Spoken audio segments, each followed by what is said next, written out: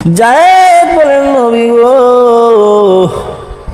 যে রক্ত শরীর থেকে বের হয়ে যায় ওই রক্ত কেন মালিশ করেন গো?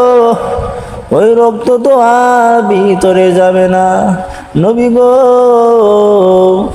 রক্ত তো আর ভিতরে যাবে না গো, আপনি কেন ওই রক্তগুলাকে মালিশ করেন?